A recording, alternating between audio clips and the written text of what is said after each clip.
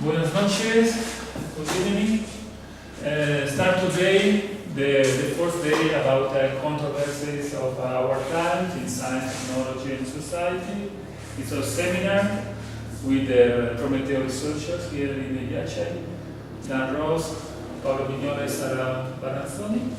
Today, Dan and Paolo show the first part of this seminar. The next Tuesday is the turn of Sara and mine. And thanks to come here because it's exam week, and I think it's a hard and very strong week for you. So it's a seminar, and I think the idea is to generate a debate because we have a student from Science Technology Society here, student from other elective course, but it's very important to generate a debate. So if you have questions, if you have critiques, if you have some idea to put here, it's very interesting for you and for us because in STS these controversies are very important. In fact, this seminar is a product of a controversy generated during the last semester when Prometeo and me are preparing this course. So we are a product of a controversy. Thanks. Dan? Thank you, Simone. Thanks again to everybody for coming. Thanks to Ghiacciai.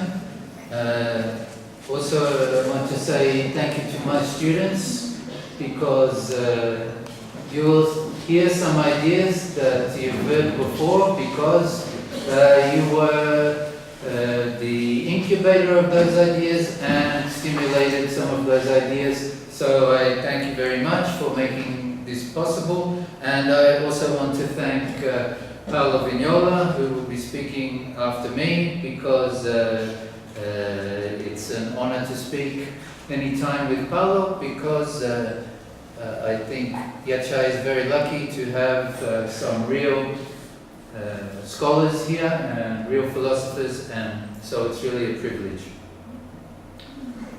Okay. Perhaps the most mysterious of all the mysteries is that of time. What is time? Does it exist? Or is this question the wrong way round? Should we think existence on the basis of time? And one of the strangest things about time is that it has a history. There was a time when time was not what it is now. If there is something like the Anthropocene, the name for a new geological epoch proposed by Paul Crutzen in the year 2000, then it's not just because scientific evidence has been gathered for the next stage to be drawn on a chart representing the successive ages of terrestrial history. It's because something has shifted in what it is that time means for us. The timeliness of the concept of the Anthropocene resides in the feeling, we might say, that our time has become untimely, shifting, unsettled in its relation to time itself. This untimeliness of our time is the first and perhaps the foremost reason why the Anthropocene is a question, and a question that calls not just for science, but for meditation. The scene of the Anthropocene, of course, means new, and this refers not to the newness of the Anthropocene itself, whenever that is thought to have begun, but to the new life, essentially mammals, that arose with the Cenozoic. This is thus a newness that is 66 million years old. If today we can contemplate such a scale of newness with greater or lesser alacrity, it is because we understand it as a calculable, if not comprehensible, timescale. And so it is that one of the arguments raised against the notion of the Anthropocene is that the period it covers amounts, from a geological perspective, not even to a span of time at all, but to something more akin to an instantaneous event, like a meteorite impact, a momentary occurrence whose effects may be very large, but that cannot be considered of geological significance except as judged from a much larger retrospective distance. But such contemplation of a calculable, if incomprehensible, timescale is not always a possibility, and it is a possibility that depends on the history of geology itself, and specifically on the theory of the Earth, read aloud to the Royal Society by James Hutton in 1785, so 230 years ago. Then, for the first time, this founder of geological science described the scale of terrestrial time, so-called deep time, on the basis of evidence that included the strange discovery of marine fossils in the Andes, a time scale hitherto literally inconceivable and unimaginable, a scale that for Hutton meant that we find no vestige of a beginning, no prospect of an end. This date, then, might be thought to represent the opening of a new temporality, one in which it seems that the works and the emotions and the entanglements of human beings are every moment reduced to insignificance by the casual rounds of earth and sky. Time is opened up, its concept enlarged to an infinity beyond calculability, and, as Immanuel Kant will state only 5 years after Hutton, it does so in a way whose aesthetic effect is to give more to think about than can be grasped and made distinct. The temporality opened up by the advent of geology was of a kind beyond conceivable experience, and in that sense infinite, and as Kant would say, sublime. Naomi Klein traces the advent of the Anthropocene back not to geological evidence but to an idea, which she sees as originating in the 18th century and at the very Royal Society where Hutton delivered his theory of the Earth. This idea is, for her, that the Earth is a machine, and that human beings are its engineers and masters. But for this idea to have taken hold, needed ideas to be realized, specifically that of the machine itself. It needed nuclements, and then Watt's dreams of an engine fueled by coal and utilizing the power of steam to be materialized. The latter going into production in 1776, the very year of the Revolutionary War that would give birth to the United States of America and eventually to the American way of life. But the great inefficiency of the Newcomen and Watt steam engines, an engineering problem inhibiting the realization of the idea whose birth Klein situates in the Royal Society, led directly to the physics of the closed systems that are heat engines, and then to the science of thermodynamics and to its second law. The generalization of this law, the statistical and probabilistic science of entropy, applied to the largest closed system of all, that of the universe, is the beginning of another temporality, not a deep time without beginning or end, but the time of the irreversibility of processes. This is the inauguration of the idea of the universe in becoming, and this is a temporality directly opposed to Hutton's absence of beginning or end. As Clausius described it in 1850, it is often said that the world goes in a circle, such that the same states are always reproduced. This is Hutton. Therefore, the world could exist forever. The second law contradicts this idea most resolutely. When entropy reaches a maximum, no further changes can occur. The world is then in a dead, stagnant state. We might well think that the possibility of the idea of something like the Anthropocene consists in the shock that conjoins these two opposed temporalities. The boundless infinity of the rounds of earth and sky that reduce human entanglements to insignificant, joined to a cosmos in becoming, in which human existence, understood as the perpetual struggle against this entropic tendency, becomes the source of a power to transform and to master the natural system that is the terrestrial shelter and abode. And so the beginning of Klein's idea of the earth as a machine. The shock consists precisely in the recognition that the scale of this power reaches all the way to the geological scale of deep time itself.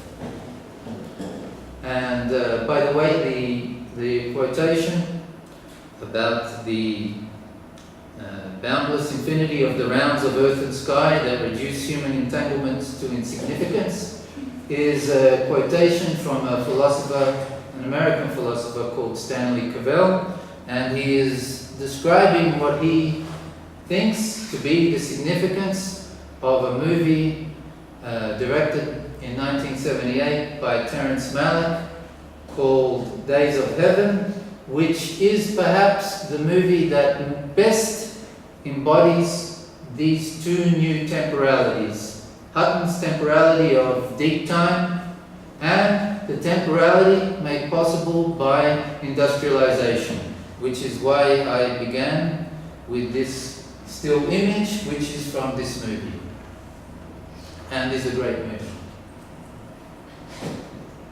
Okay. What does this mean for human self-understanding? Before giving further consideration to this specific question, we must set the Anthropocene within a more general context of what we could call the shock of the human, the shock felt by the human, the shock undertaken by the human, or what Freud called narcissistic wounds. In 1917, and so in the midst of the moment when, for the first time, so-called civilization was forced to confront, as Valerie stated, its own mortality, that is, the depths of its own entropic tendencies, Freud described 3 severe blows to the collective ego of human beings. Each of these blows in some way cast humankind out of some center, some certainty, some feeling of mastery, a wound to human narcissism, where narcissism amounts to the reservoir of libido, without which there can be no libidinal economy. That is, no circulation of desire between people and for everything that can form desire's object, such as knowledge.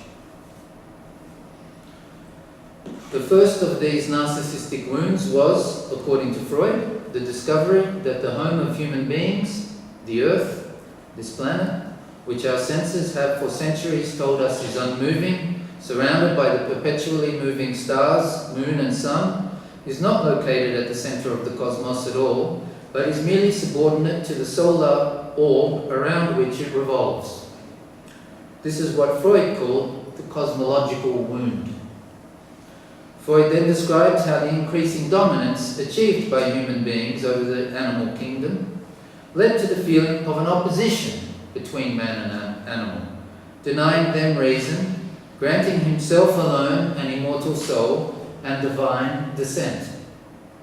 But a mere half-century before Freud was writing, this presumption of man, as Freud called it, was destroyed by Darwin's discovery of our animal descent, which Freud called the biological wound. The third wound, that Freud called psychological, is that news of which he himself was the bearer, that the ego is not master in its own house, our instincts never fully tameable, our minds occupied by alien guests that at times seem more powerful than the ego that rules over our consciousness, the latter no sovereign but kept watch over and controlled by psychological forces of which we are barely conscious, if at all. For Freud, each of these narcissistic wounds is the result of a scientific discovery by Copernicus, by Darwin, and by himself, though he gives credit to Schopenhauer, who is not a scientist.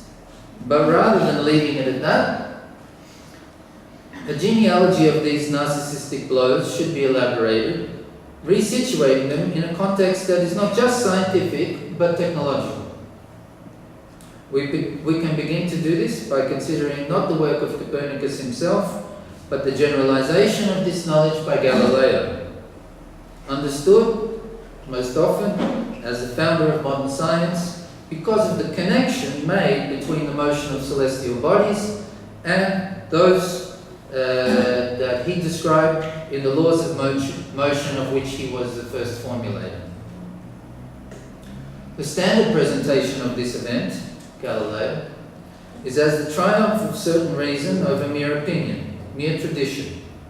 But as a narcissistic wound, it is the very opposite. If the most obvious thing in the world, that the earth is still, unmoving, that what moves precisely in relation to the earth, if this most obvious thing can be made to appear false, then no truths remain which may be taken as self-evident. But as Isabel Stengers has shown, a Galilean event did not merely substitute one fact, the earth revolves around the sun, for another. Rather, what Galileo proposed and what he had to establish was that it is reasonable to translate from observation to abstraction. The argument put to Galileo was that no matter how many observations one gathers, nothing ever guarantees the interpretation by which these are translated into the abstract form of laws. And this too has something to do with the origin of Kant's philosophy, as you know. Abstractions are always and necessarily merely fictions, Galileo was told. Human artifices, never proofs. How does Galileo contend against this? Stengers shows that it is the experimental apparatus itself, the artifact, the inclined plane, that is essential for showing that this is the necessary fiction. In other words, the tool that made it possible to formulate the laws of motion.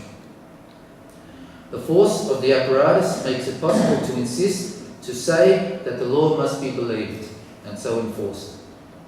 Rather than technology following science, the apparatus makes something visible for the first time, in a singular way, and then repeatedly.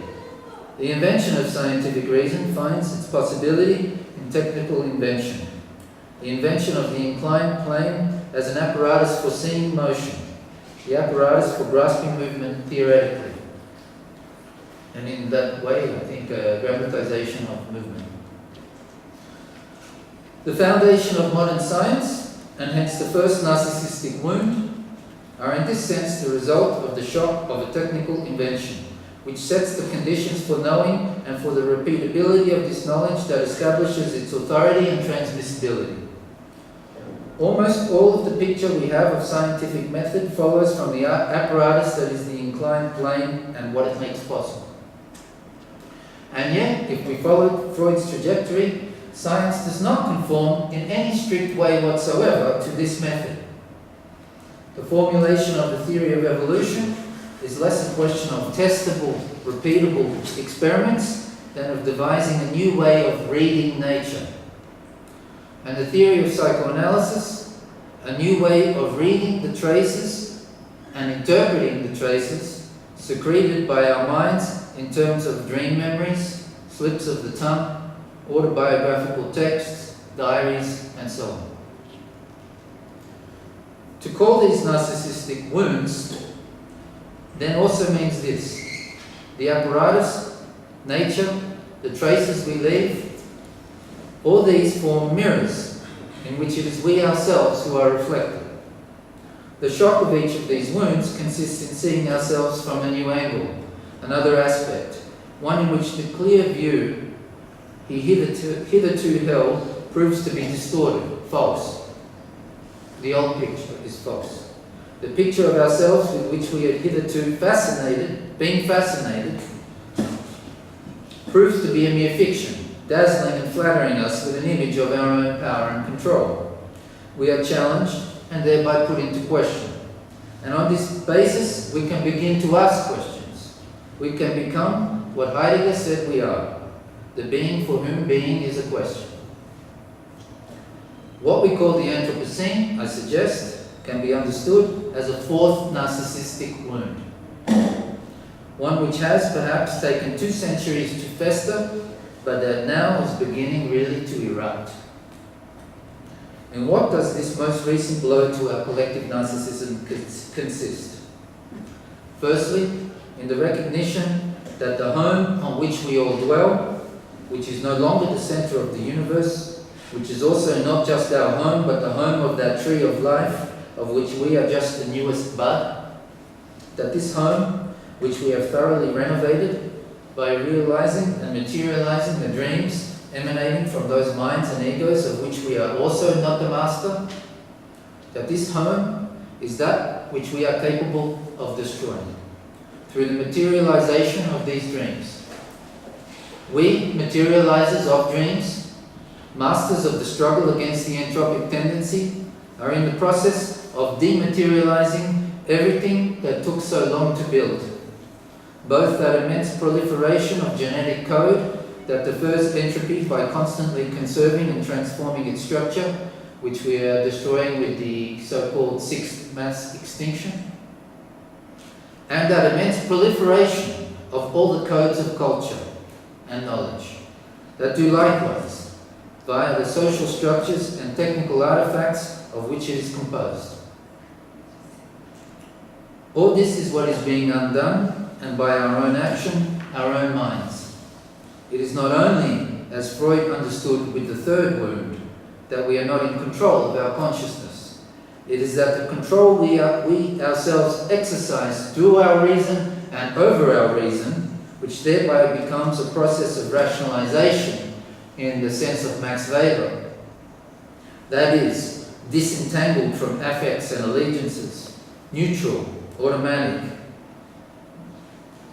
disentangled from our entanglements. That this control is what is now no longer in our control and leading to destructive, that is entropic processes that are running out of control. We have set in course a series of events that now escapes us and threatens to escape all possibility of being retrieved, thrown into reverse.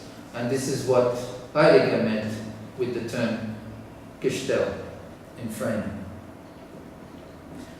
The shock of the Anthropocene, in this sense, consists in the fact that now an entire planet is functioning as a mirror and showing us what we have been and what we have become. That all of our negentropic pursuits have, more than anything else, depended upon and generated a massive release of entropy, so accelerated that what Clausius imagined as entropy's maximum, bringing forth a world in a dead, stagnant state, seems to be a nightmare that we are presently doing all we can to realize. One can well understand how this ugly reflection of ourselves leads to every kind of reaction, from denial to despair, and also a torturous debate and controversy about all those humanisms that seem to have unleashed this great entropic explosion. And how best and most purely and most thoroughly to hasten the twilight of all these idols. All of these being revealed in this new mirror as reflections, illusions and phantoms with which we have been utterly fascinated for too many centuries. What clearer symptoms could there be of a narcissism so wounded as to be absolutely exposed? Would this 4th narcissistic wound not consist then precisely in the realization that over these last 2 centuries our existence has been nothing but narcissism? From such a perspective, nothing could be more positive than to hasten this twilight of idols, and in particular those humanistic idols that have been the narcissistic harbingers of nihilism. That, unchecked, threatens in another 200 years to leave nothing but a desert. Narcissism would be the disease, and its destruction, its replacement by some new humility, some recognition of rights that do not see the world as property, some rights that are not even ours, rights being always that which cannot be taken away, that from which we, or perhaps no longer we, cannot be alienated. This alone surely could be the cure. Before settling too comfortably into this idea, however, which maybe is not a comfortable idea anyway, a moment's consideration should be given to the idea that is increasingly raised that anthropos is falsely charged, that the fault is not man, not people, but, for example, capitalism. Capitalism that got going precisely powered by Watt's steam engine, that would power the railroads that crisscross America, not so long after, before giving way to the combustion engines and highways on which and by which the 20th century global empire was built. What must also be remembered, however, in addition to the steam train and the car, is that this networked empire did not end with the steam train, nor with the Model T. It continues. The last of these, Ford's great industrial contribution to the Schumpeterian process of creative destruction, was itself a central part of the solution to the immense instability of 19th century capitalism. A solution consisting not just in Taylorism, that is the scientific organization of labor, the control of reason turning into rationalization, but in making workers into customers, that is, making the producers into the consumers. But to do this, to build a consumer-based economy, the productive economy needed to learn how to control and exploit the libidinal economy. And for this, the pivotal role was played by Freud's nephew, Edward Bernays, inventor of public relations. Beginning with government campaigns to encourage acceptance of World War I conscription, before focusing on industrial aims, such as those of Philip Morris in the post-war period, public relations, that is, marketing. But if Bernays relied on Freudian ideas, he ignored the crucial significance of the third narcissistic wound, the untamability of the unconscious. Ultimately, the creative destruction of consumer capitalism was based on a process of reducing the infinity of desire to a calculability that reduces this infinity to the finitude of mere satisfaction. This is also about time, and in that way undermines desire itself, that is, the libidinal economy, or in other words, that drains the reservoir of narcissism that is the basis of libidinal economy. This is what Bernard Stiegler has shown in Acting Out and in The Decadence of Industrial Democracies. The consumer capitalism of the 20th century depends on the reduction of production costs made possible by mass production. But this in turn depends on being able to anticipate demand. That is desire, and therefore consumer behavior. That is, it depends on mass marketing. But after a century of calculating and anticipating by controlling this libidinal economy, especially through the marketing instrument that is broadcast television, the upshot is the depletion of libidinal energy, a finite resource. But maybe a finite resource that is always infinitizable. What is destroyed is the narcissism without which the extension of desire and to other things is not possible. That is, without which there can be no care. A consumerist economy is inherently dependent on a libidinal economy, but ultimately it undermines and depletes the resources and reservoirs on which it is based. It drives itself to the limit and beyond the limits. Today, we see these limits being reached, both in terms of ecological limits and in terms of, for instance, the likelihood of an immense new wave of automation that threatens to completely undermine the concept of producer as consumer that Ford made possible by destroying the need for a great swathe of jobs, and so the purchasing power that until now has been the engine of consumerism. All of this is thoroughly destructive, that is entropic, and everyone knows it. But somehow, knowing it is not enough, as shown by 1,000 symptoms, such as the seeming dismal failure disguised as success that was the Paris summit this year. What is also lacking is the cultivation of care for all the forms of negentropy, both biological and cultural, that is, technological. A cultivation made possible by the depletion of desire, itself dependent on that reservoir of narcissism systematically drained by consumer capitalism. What this suggests is that anthropos needs to be understood not in terms of guilt and blame. Maybe the problem is not just too much narcissism, but to think the anthropos in terms not of what it has been, but what it has barely begun to be. That is, in terms of a promise. And the question all of this raises is therefore, is what we need less narcissism or more? And if the latter, from where do we find the resources with which it can be revived? This question is not just scientific or technological or even philosophical.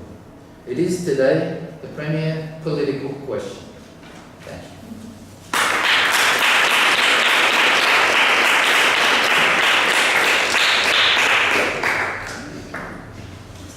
We open a debate now, or it's better at the end? You present? Yeah, I think it's okay. Thank you, Dan. It's a privilege for Yachay Test for us. We have this real philosopher here. Thank you. It's a pleasure. Okay, now I give you your phone. Now is the turn of Paolo Vignola. And later we can start the debate. If you have questions, critiques, ideas, Okay. comments. This is about half an hour.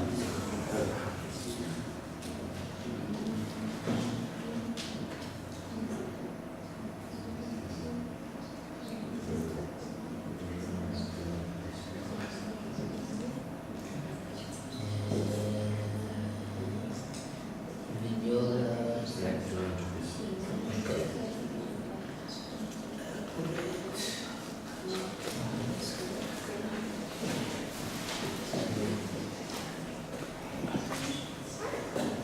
It's a hard exercise, I think, because for me, it's a hard exercise to follow every idea, the connection between one idea and another idea. I don't know if for you, you are very young, and maybe your mind is have more exercise than not mine, because you are in the first course or in 11th course. You are learning a lot of things during this semester. It's easy for you, but not for me.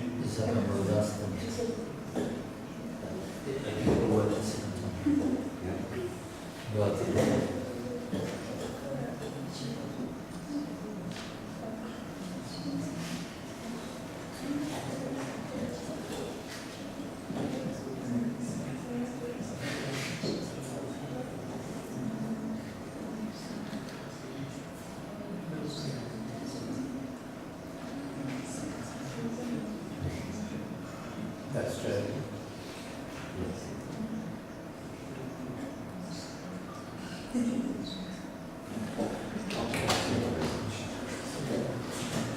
Okay.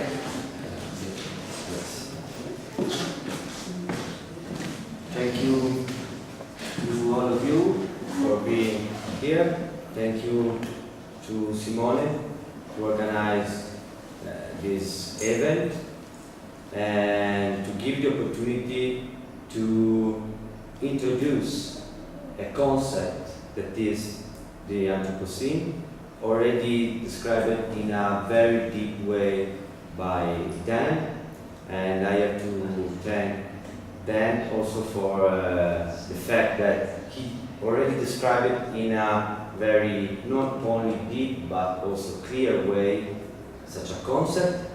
Now let's start confusion, and for many reasons, and not only for the contents but also for the expressions and so on. And when I listened to Dan's lecture, I thought really funny things that is, okay, if the Anthropocene can be thought as a symptom of narcissism, and I agree with what Dan already said, maybe we can think the Anthropocene as the selfie that the humankind as a whole is taking. But it's a stupid selfie. A stupid selfie precisely because it's a selfie that humankind is taking at the precise moment in which humankind is crashing against the edge, against the wall, like this. This is Anthropocene. But Anthropocene for us is a concept and not a notion. And there is a very big difference between a concept and a notion. And for this reason, we want to explain what could be the Anthropocene and not what is the Anthropocene. And for me, Anthropocene is at the same time a powerful concept, but also the concept of weakness at the same time with two things.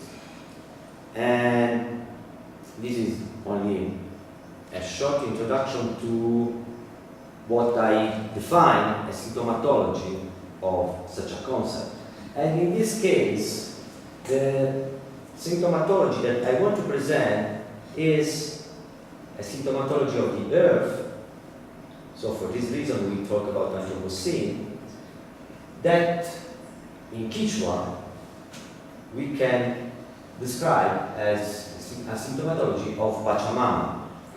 And this is not only a casual reference to Quechua, but as I want to show to you is something that is deeply inside the concept of Anthropocene, the Pachamama, and the authentic difference of thinking, of culture that Quechua people have and that can show to Westernism, because Anthropocene is a matter of Westernism that is at the same time strong and weak. Now we'll start. The Anthropocene can be considered as an event,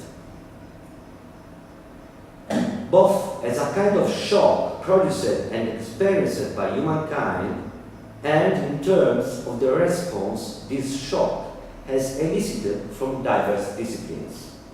Anthropocene is a term coined in 2000 by the Nobel Prize-winning atmospheric chemist Paul Crutzen that refers to a new current geological era, one that would therefore supposedly have succeeded the Holocene, which started around 11,000 years ago.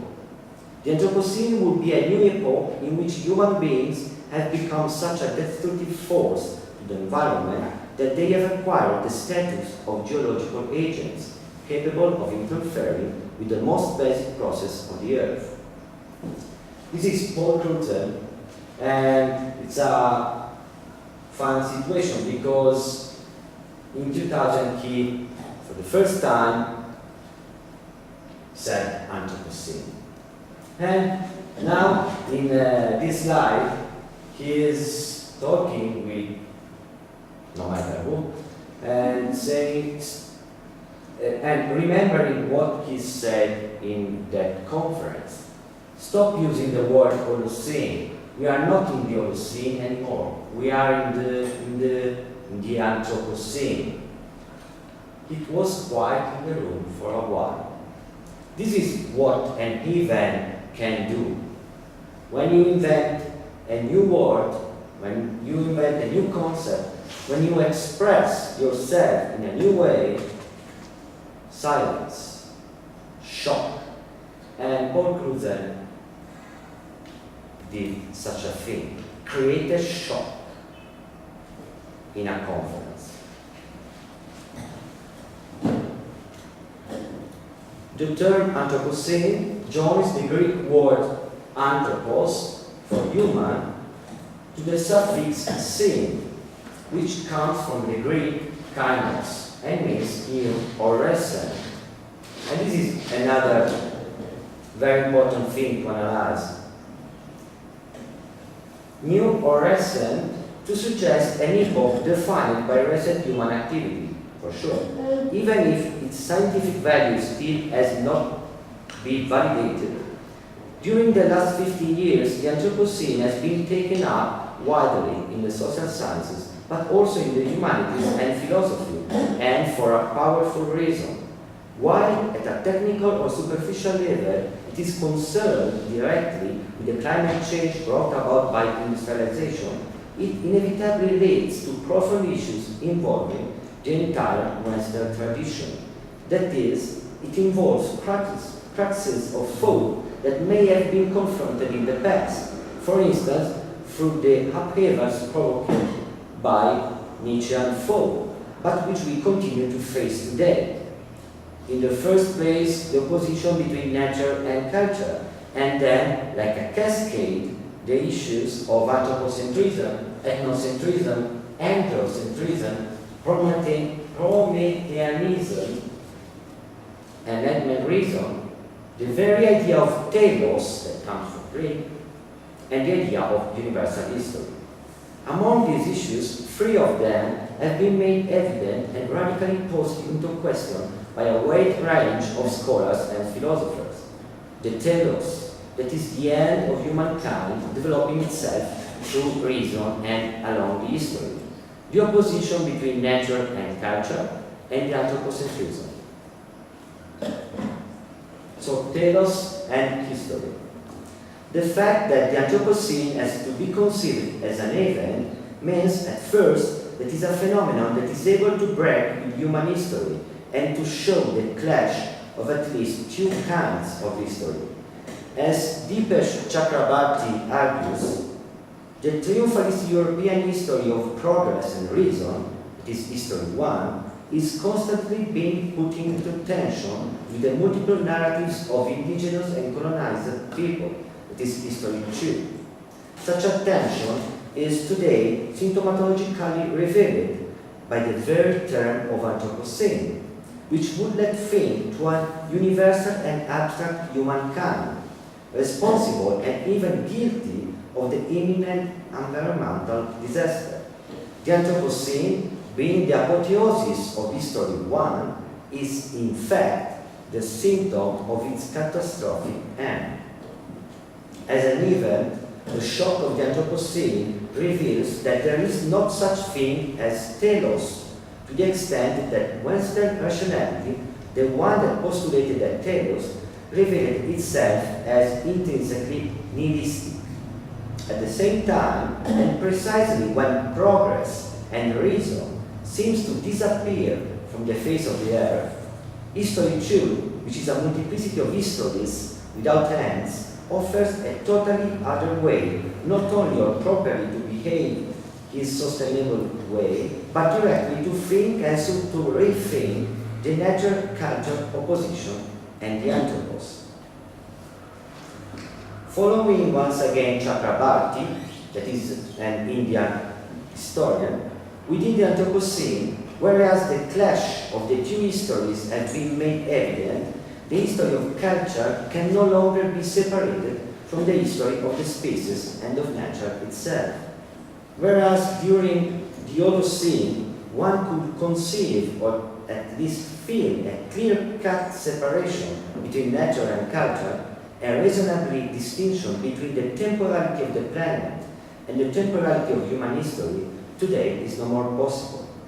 While before the development of industrialization and modern technology, geological and environmental facts were so huge that nothing of human would change them, we must now recognize that deforestation, desertification, the burning of fossil fuel, the acidification of the oceans and many other activities have changed the most basic process of the Earth.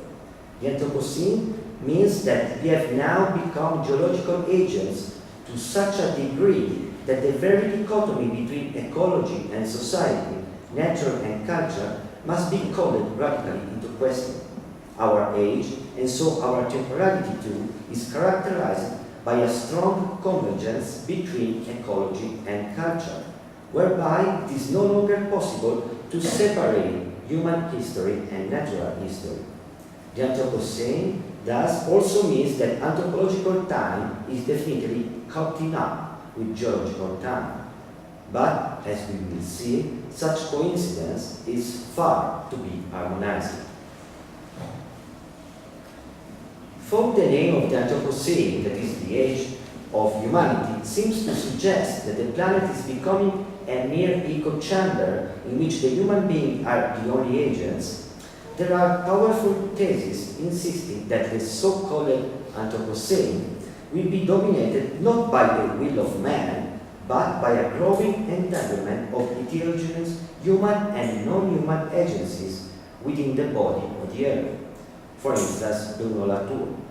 Thus, the very first thing the Anthropocene forces us to do is a radical critique of anthropocentrism.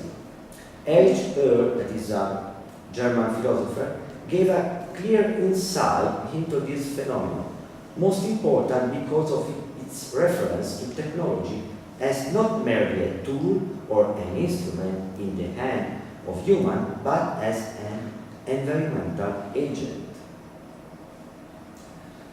I quote, "To the same degree in which humans through technology prove to be the central agents in a new natural historical epoch, an explosion of environmental agencies is happening, which put humanity in its place and demonstrates the multiplicity of all possible other and non-human agents, which up to now have been forgotten by European modernity in its conceptualization of rationality or even denial. This is precisely the conceptual paradox inscribed in the core of the Anthropocene. And during the discovery of environmentality, its sense and meaning become reconceptualized. It's more and more about natural and unnatural environments, even the environmentally of our new cybernetic nature. This is where we find the central context of the terminology. The explosion of human and non-human, animate and inanimate agencies as a result of unabashed technization forces us today, under the technological condition, to rethink our mindset and the rationality at the core of the Anthropocene. As Bernard Stiegler recently argued, the Anthropocene must be perceived as a disclosive event, not only because it reveals, on the one hand, the interdependence of the anthropos on the earthly life support system, and on the other hand, it reveals the decisive and entropic impact of the anthropos itself on this system. In fact, I quote Stiegler, the Anthropocene event has made patently obvious something that philosophy had, in a structural way, been denying for centuries. The artifact is the mainspring of human evolution, of hominization, its condition, and its fate.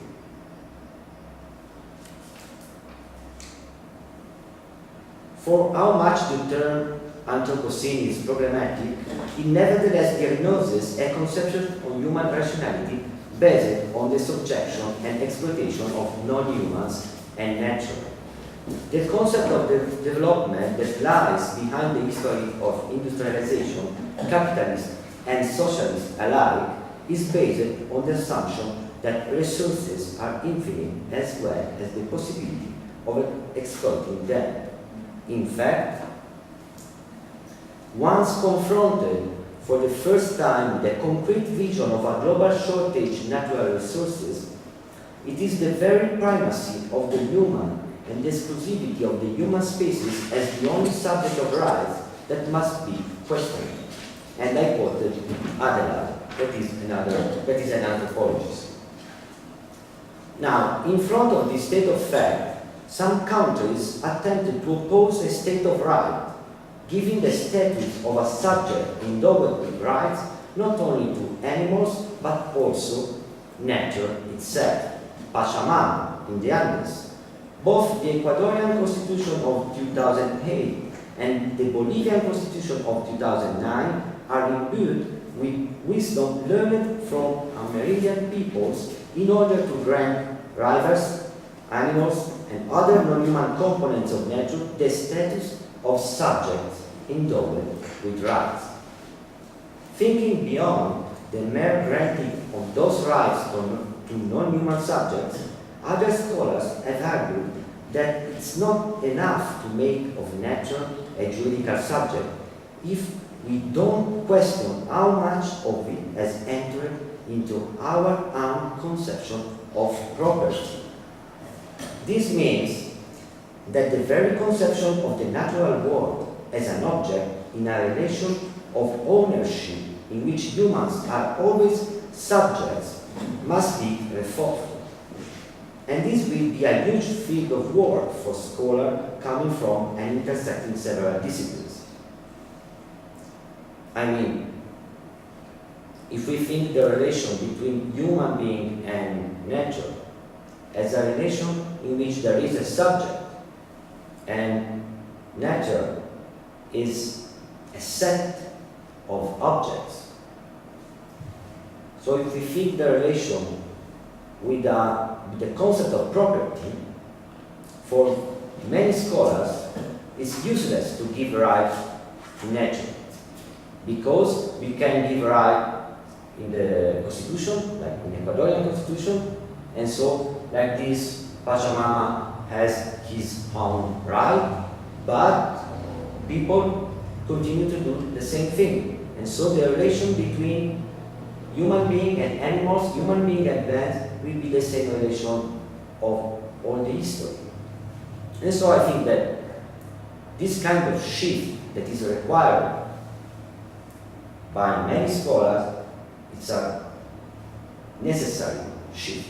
But at the same time, and now maybe we discover something behind the term Anthropocene, at the same time, I don't think that human being as a whole is an entity that really has a property.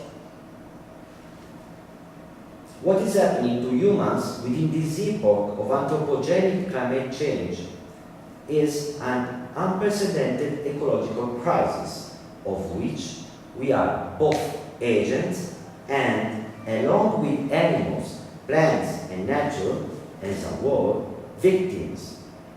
For this reason, it would be better to consider such phenomenon as a matter of proletarianization more than of a property. Humankind is being proletarianized of its own relation with nature. That means that it's losing the biological condition of living, of encountering and of using the living, while nature itself is losing part of its diversity as biodiversity. The concept of proletarianization that I am introducing here comes at the same time from a Marxist perspective and from a broader one, first developed by Bernard Stiegler and referring to the loss of knowledge that every exteriorization of human memory and behavior via technology causes. But it is Marxist because the very principle of this proletarianization, is the collective labor as it is organized within capitalistic economy.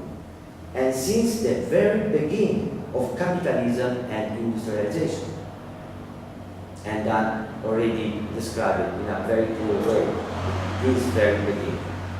So, at the very beginning of proletarianization, as the workers' loss of the means of production.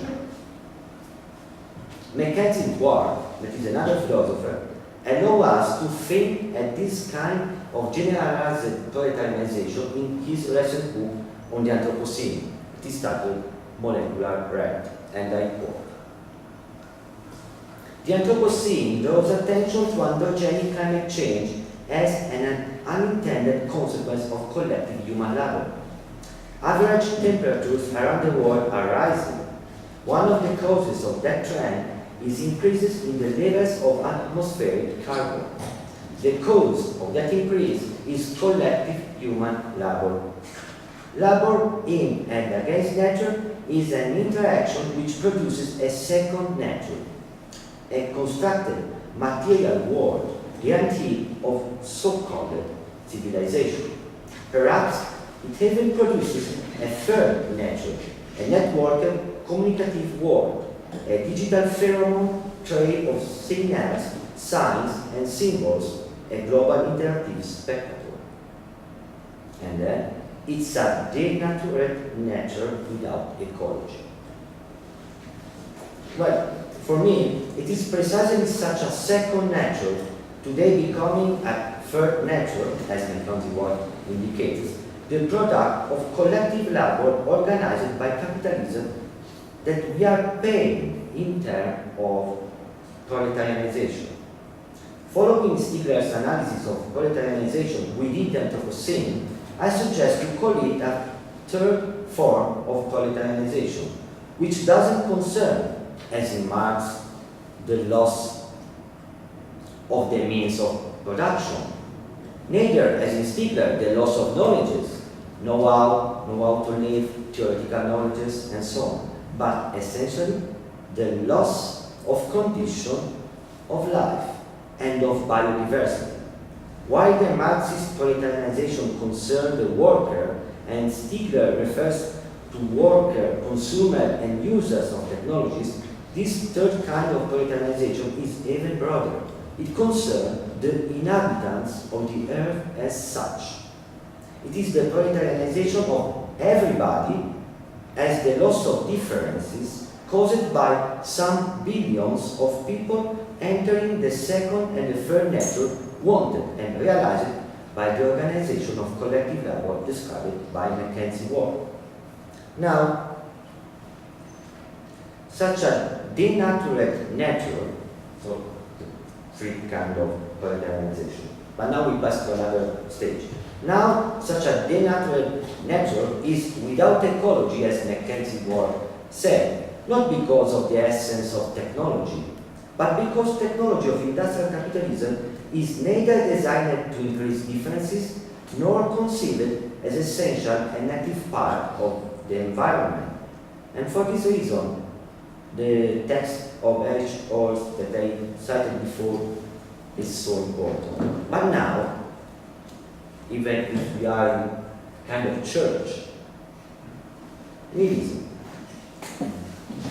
So, in the sense of the loss of differences or of the homogenizing of differences within life as biodiversity, following Stigler, once again, the Anthropocene can be considered as the leveling of values and differences, and so might be seen as the fulfillment of nihilistic leveling conceived and prefigured by Nietzsche in 1887.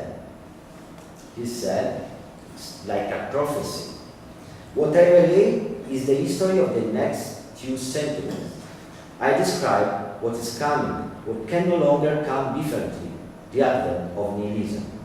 So, today. This seems evident if one agrees with the fact that the neoliberal global capitalism is annihilating biodiversity by pollution and the encroachment of habitat, as much as cognitive capitalism is leveling and homogenizing any kind of cultural diversity. This phenomenon is leading to the possibility of a destruction of life as proliferation of differences by technology under the condition of industrial capitalism. According to Stigler, in front of this leveling of differences and devaluation of all life values, the vital task should be the transvaluation of all values, like in Nietzsche, through a new relation between anthropos and techne. humankind and techno. Such a relation, in its turn, should let proliferate differences within the environment, social, technical, natural environments. Proliferate differences rather than standardize life itself. That means destroy life.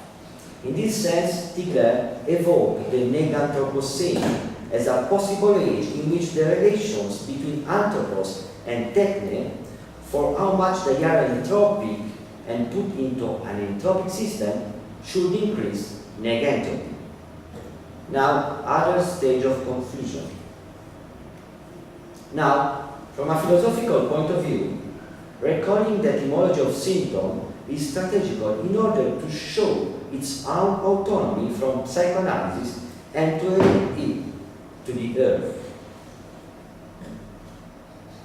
Symptom comes from the Greek symptoma, which means eventuality, circumstance, but also fortuitous event and accident, so an extraordinary expression in relation to the normality of the organism. More generally, one can argue that every symptom is the sign of an event that happens within or at the surface of the body and the organs. In this sense, it's absolutely amazing the connection that one can make with Gilles Deleuze's concept of event. In the logic of science, every event contains in some sense that the suffering subject must reach through the symptom of its body, its mind, its organ, and by counter-effecting it. That is, by transforming the symptom into an expression that brings the subject to another plane, the plane of knowledge or the plane of awareness. Considering the whole Deleuzean critical and clinical project, that is Deleuze thought in its essentiality, counter-effectuation is the very word of a critical thought that conceived with the most ambitious theoretical philosophy, insofar as the stake of the thought was for Deleuze to match no less than symptom against essences. Thus, it is not a matter of recognizing or criticizing a human essence, but of starting from the symptoms, theoretical, political, ecological, social, economic, that the term Anthropocene reveals and trying to move towards another kind of future. And if the Anthropocene reveals also that such thing as telos or a progress doesn't exist, so the future, rather than being in front of Western rationality, could be beside it, between Chakrabarty's History 1 and Chakrabarty's History 2, as Viveiros de Castro seems to suggest. Viveiros de Castro is a Brazilian anthropologist, and he has been studying people in Amazon since the 80s, so around 30 years, and is maybe the most powerful scholar in this field. So this is my opinion. It could seem a paradox, and now I quote Adela, it could seem a paradox, but the most powerful critique of anthropocentric reason today comes from Amerindian narratives structured around the anthropomorphization of animals, spirits, plants, bodies, and water. In this sense, the Anthropocene renews the relevance of what Viveiros de Castro called Amerindian perspectivism, a theory that postulates the positionality of the subject and an originary state of indifferentiation between humans and animals. This means that, on the one hand, the subject position is variable and can be occupied by humans, animals, plants, the earth, and so forth. On the other hand, the common original condition of humans and animals is not animality, as in Western thought, but humanity itself. Studying Amerindian cosmologies, and in particular from the indigenous of Amazon, Viveiros de Castro succeeded in bringing to Western rationality a real epistemological shock.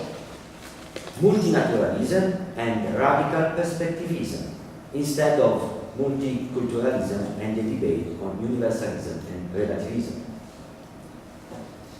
The abundance of Amerindian narratives in which animals, plants, and spirits see themselves as human is analyzed by Viveros de Castro as an anthropomorphic impulse that paradoxically contains an anti-anthropocentric potential, the one that gives agency and right to non-human entities by treating them as humans.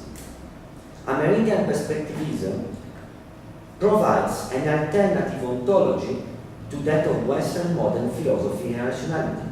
It is well known, if not embodied, that West multicultural ontology argues that nature is forcibly one, while cultures may be many.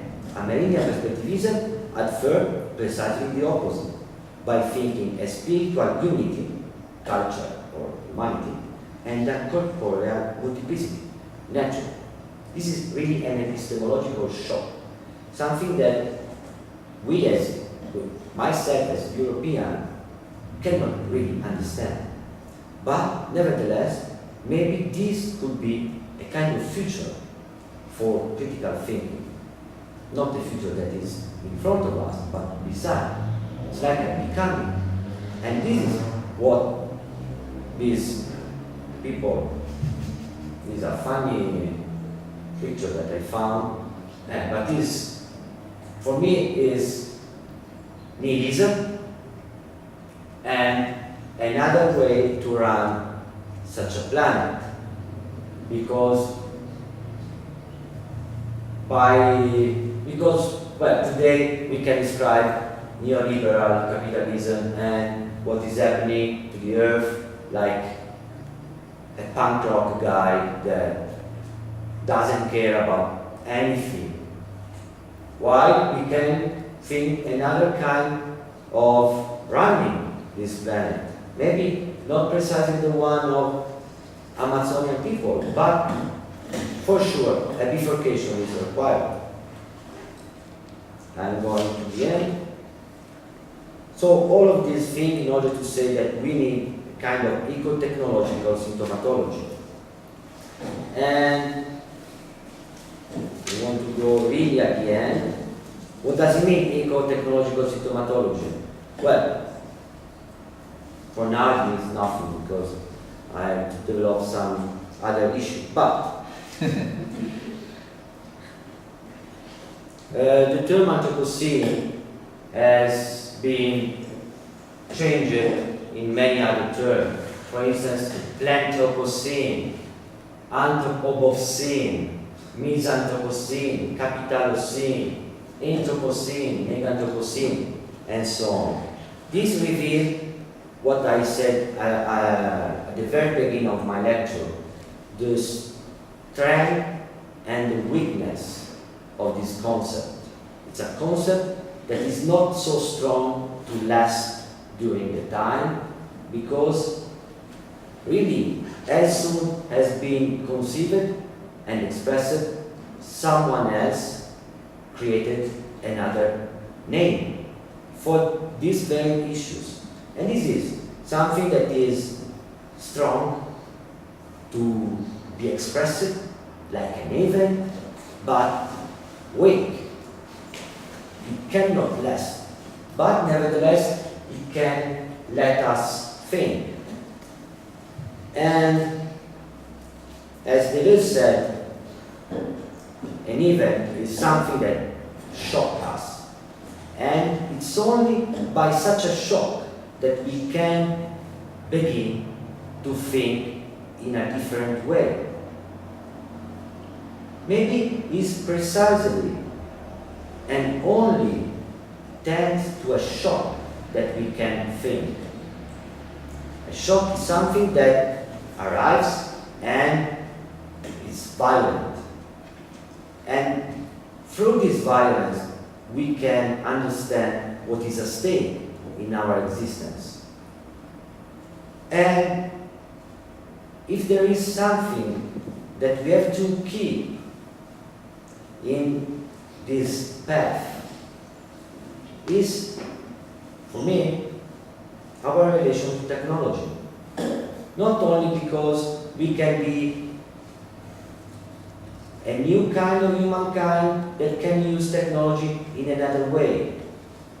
This is a superficial way to think. Maybe it could be important, but it's not enough.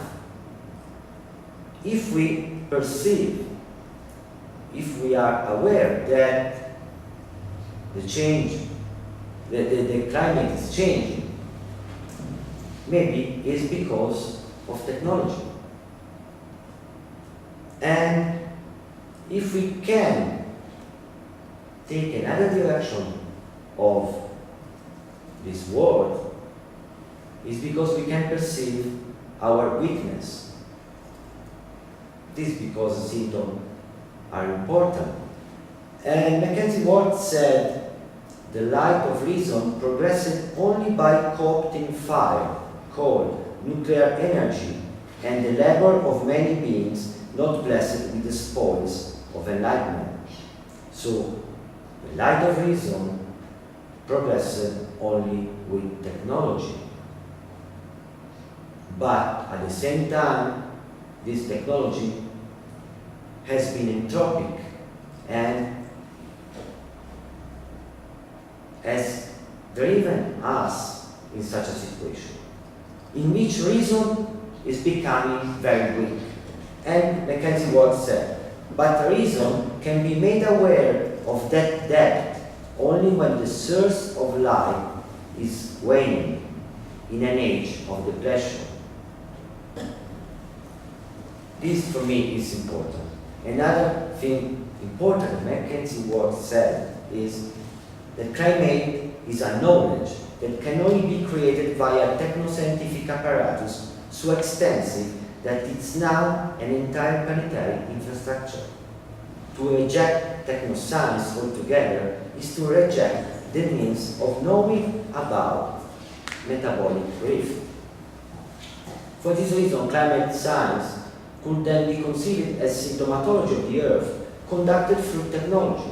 And this means that the symptoms on which we base our thinking of the Anthropocene as destroying of biological differences are inducted by technological instruments, namely data technology, and more in general, those that at the same time are leveling and destroying cultural diversities. So, technology as a pharmacon that can reveal the symptoms of our weakness. And I conclude with another sentence of Mackenzie that is fun. Climate science has no need for Marxist theory, but Marxist theory has need of climate science. Thank you.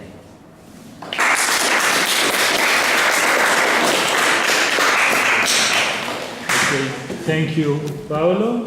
And well, a lot of things, no?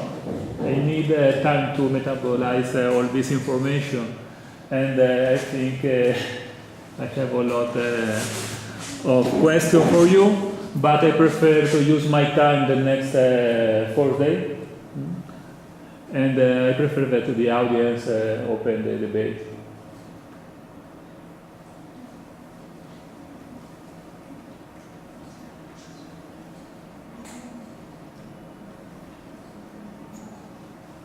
Who start? One sir? Yeah. Well, I'm still trying to get all these concepts today in my head because it's really a complicated concept. Well, I